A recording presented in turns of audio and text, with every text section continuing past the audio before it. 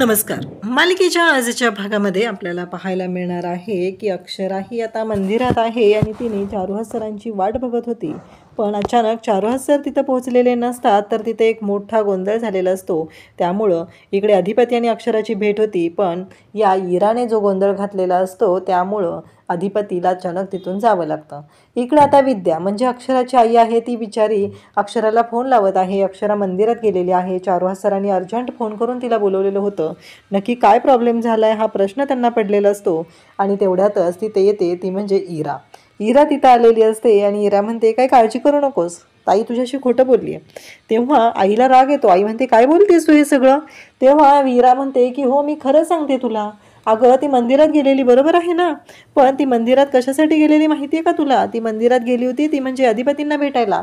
अगं तुम्ही का जाऊ देता तिला, का असं करता? असं हे सगळं बोलणं तिचं चाललेलं असतं आणि तिचं असं म्हणणं असतं की ताई खोटं बोललेली आहे आणि तरीही तुम्हाला तीच योग्य वाटत असते. हे सगळं ती बोलत असते. तेव्हा मात्र आई म्हणत असते, तू काही बोलू नकोस. तेव्हा ती म्हणते की मी काही बोलू नको म्हणजे मी जे खरं आहे तेच बोलत आहे ना. ताई खोटंच बोललेली आहे आणि ताई तिकडेच गेली होती. तेव्हा इकडे आई म्हणायला सुरुवात करते की अगं काय चाललंय तुझं हे सगळं. अशा पद्धतीनं आई तिला समजवत असते, पण हिला मात्र समजूनच घ्यायचं नसतं. हिचं म्हणणं एवढंच असतं की ताई तुमच्याशी खोटं बोलली. तेव्हा आई म्हणते की अगं तुलना करू नकोस, कसं आहे माहिती आहे का, तुझी आणि तिची तुलना होऊ शकत नाही. तेव्हा ती म्हणते बरोबर आहे, ती खोटं बोलली ना, मी खोटं बोलतच नाहीये. जेव्हा मी आधी खोटं बोलायचे तेव्हा तुम्ही माझी तुलना करत होता. हे सगळं बोलणं चाललेलं असतं आणि तेवढ्यातच इकडे आपल्याला पाहायला मिळतं अक्षरा आणि चारुहास सर बोलत असतात. चारुहास सर म्हणत असतात की अगं अक्षरा तुला माहिती आहे ना, भुवनेश्वरीला काही झालेलं नाहीये, तिनं नाटक करून बोलवून घेतलंय. पण मला एक कळत नाहीये की ही गोष्ट तिला कळली कशी की तू आणि अधिपती मंदिरात भेटलेले आहात. हा प्रश्न मात्र उभा राहिलेला असतो. तेव्हा चारुहास सर म्हणतात की मला ना कळतच नाही, माझं ना कंबरड मोडलंय तिने. आणि तुला माहिती आहे का, मला ना नको झालंय हे लग्न वगैरे, मी तिच्याशी लग्न करण्याचा विचार केलाय, पण मला ना खूप मोठा धक्का बसतोय, मला कळतच नाहीये. अक्षरा म्हणते, हो बाबा असं काय विचार करताय तुम्ही? अहो तुम्ही आमच्यासाठी नका करू हे लग्न, काही गरज नाही आहे. तुम्हाला माहिती आहे ना त्या कशा आहेत, मग हे लग्न वगैरे करायची काही गरज नाही आहे. तेव्हा इकडे चारुहास सर म्हणत असतात, अगं अक्षरा तुला माहीत नाही आहे ती कशी आहे ते, खूप मोठा गोंधळ होऊ शकतो. हे सगळं बोलणं चालू झालेलं असतं आणि त्याचवेळी इकडे पाहायला मिळतं ते म्हणजे चारुहास सर अक्षराला समजवत असतात. अक्षराला म्हणत असतात की अगं अक्षरा, जरी तू म्हणते तसं जरी झालेलं असलं तरीही आत्ता एक महत्त्वाची गोष्ट आहे आणि ती म्हणजे की ह्यातून आपल्याला मार्ग काढावाच लागणार आहे, असं चारुहास सर अक्षराला सांगत असतात. मग अक्षरा म्हणते, हे बघा बाबा, आपलं ठरलंय ना, इमोशनल होऊन निर्णय घ्यायचा नाही, तर शांतपणे हे सगळं ठरवायचं आहे, हे अक्षरा सांगत असते. आणि मग तिचा एक प्लॅन ठरलेला असतो. आपण ठरलंय ना, खंबीरपणे उभा राहायचं आहे, माघार घ्यायची नाही, मग त्याच पद्धतीनं आता होऊ द्यायचं आहे. मग तिने जो प्लॅन आहे तो अगदी याचा शांतपणे बाबांना इकडे सांगत असते. चारुहास सर तो प्लॅन ऐकत असतात आणि अक्षराला म्हणतात की बरोबर आहे, अगदी बरोबर आहे, काळजी करू नकोस. इकडे आई इराला म्हणत असते की एक गोष्ट लक्षात ठेव, तुझं जे काय चाललेलं आहे ना ते आम्हाला चांगलंच माहिती आहे. तू कशाच पद्धतीनं बोलत असते, वागत असते, या सगळ्या गोष्टी आम्हाला माहिती आहेत.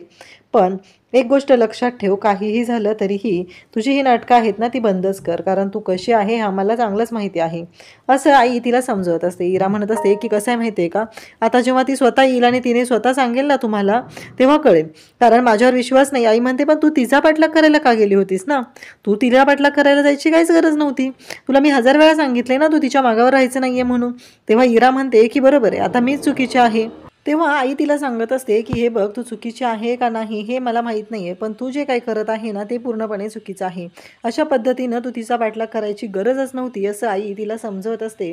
आणि आई सांगत असते की हे बघ, तू जे काय केलेलं आहे ना ते खूपच भयानक असं आहे, त्यामुळं या सगळ्यापासून तू लांबच राहायचं आहे, एवढं लक्षात ठेव.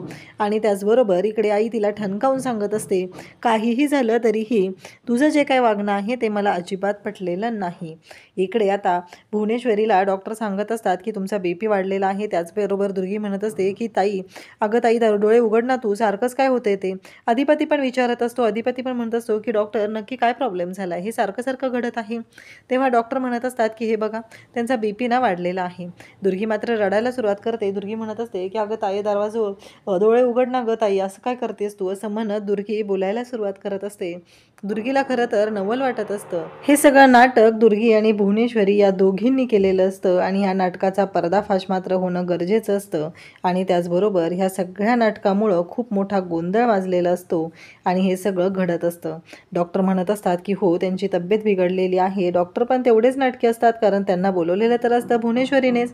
ह्या सगळ्या गोष्टी तिनेच केलेल्या असतात. तेवढ्या चारुहास तिथे येतात आणि म्हणतात अगं भुवनेश्वरी काय झालंय, आता बरी आहेस ना तू, असं डॉक्टरांच्या समोर ते विचारू लागतात. तेव्हा भुवनेश्वरी म्हणते की हो. तेव्हा ते सांगू लागतात की कसं आहे माहिती आहे का, बीपी थोडा वाढलाय. अहो डॉक्टर म्हणजे हिला बीपीचा त्रास आहे ना, असं ते बोलायला सुरुवात करतात. आणि इकडे चारुहास सर आलेले असतात आणि ते म्हणत असतात की काहीही झालं तरीही आता भुवनेश्वरी तुझी तब्येत महत्त्वाची आहे, तुझ्या तब्येतीपेक्षा आपल्यासाठी काहीही महत्त्वाचं नाही, कारण तुझी तब्येत महत्त्वाची आहे आणि ती जपणं महत्त्वाचं आहे, असं ते वारंवार सांगत असतात. तेव्हा मात्र सगळ्यांना धक्का बसतो. अधिपतीला ते म्हणतात की अरे तुझ्या ते कंपनीत कोण होतं, त्यांना मागे नाही का हार्ट अटॅक आला, कसं आहे चांगली गोष्ट नाही आहे ना असा बीपीचा त्रास होणं वगैरे, असं ते सांगत असतात. आणि तेव्हा मात्र भुवनेश्वरी हादरलेलीच असते. एकतर चारुहास काळजी घेतोय आणि हे सगळं घडतंय. नाही नाही ते लग्न वगैरे जे काय आहे ना ते आपण ठेवून देऊया मागं, कारण काहीही झालं तरीही महत्त्वाची गोष्ट आत्ता एक आहे ती म्हणजे तुझी तब्येत. कसं आहे ह्या दगदगीनं तुला जमणार नाही आहे ना गं, कसं एकतर बघ बरं मी गोळ्या औषधांवर आहे, आपण आयुर्वेदिक उपचार वगैरे करून घेऊया. आणि मागं माहिती आहे ना तुला हिला पाठवलं होतं ना आयुर्वेदिक उपचारांसाठी, मग तुझे पण घेतले पाहिजेत, असं त्यांचं बोलणं चाललेलं असतं. म्हणजे अधिपतीनं इकडे अक्षराने चांगलीच गोष्ट केलेली असते, कारण काहीही झालं तरीही खूपच वेगळ्या पद्धतीनं तिथं रिॲक्ट व्हायचं आहे हे ठरलेलं असतं. इकडे विद्या आता अक्षराच्या बाबांना कॉल करते आणि म्हणते की अहो, तेव्हा ते म्हणतात बोल ना गं यायलाच लागलोय घरी. तेव्हा ती म्हणते नाही नाही माझं काम होतं बरोबर आहे, घरी आल्या बोलूया. ते म्हणतात अगं विद्या बोल काय झालंय. मग बाबांना विद्या सांगते की अहो इरा सांगत होती की अक्षरा जी आहे ती अधिपतींना भेटायला मंदिरात गेली आणि मी तिला फोन करते तर ती उचलत नाही आहे. तेव्हा बाबा म्हणतात की ठीक आहे मी बघतो, तसं काही नसेलच, आपली अक्षू आहे ना आपल्याशी कधीच खोटं बोलणार नाही, असं बाबांचं म्हणणं असतं. परंतु इकडे अक्षराला ते फोन करतात. अक्षराला म्हणते की हां बाबा मगाशी तुमचा फोन आला होता पण मी नाही घेऊ शकले, जरा घाईत होते ना. मग बाबा म्हणतात की तू अधिपतींना भेटायला मंदिरात गेली होती का. तेव्हा इकडे अक्षू सांगू लागते की नाही हो बाबा, अचानकच आमची दोघांची भेट झाली. तेव्हा बाबा म्हणतात की हो का, बरं पण त्यांना तुला कसं वाटलं. तेव्हा ती सांगते की मला खूप भारी वाटलं. तेव्हा बाबा म्हणतात अधिपतींना, तेव्हा म्हणते त्यांना पण भारी वाटलं असेल ना. तेव्हा बाबा म्हणतात वाटलं असेल नाही, त्यांनी तुला सांगितलं का. आता बाबांचं हे सुरू झालेलं असतं. तेव्हा अक्षरा म्हणते की बाबा वाटलं असेल ना, त्यांच्या चेहऱ्याकडे बघून मला दिसत होतं.